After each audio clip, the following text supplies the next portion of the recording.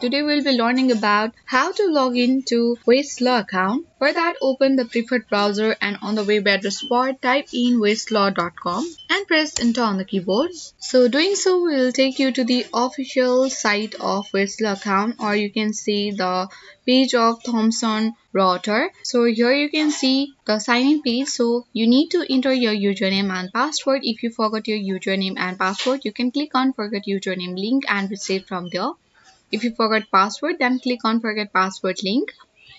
By entering the password, you can double check by clicking on this show button here. If you don't want, then you can leave as it is. If you want to save username, you can click on this small box of save username on and if you want to save username as well as password, click on it.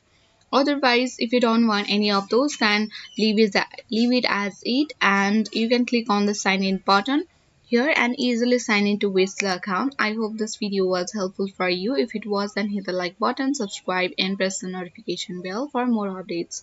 Thanks for watching and see you in the next video.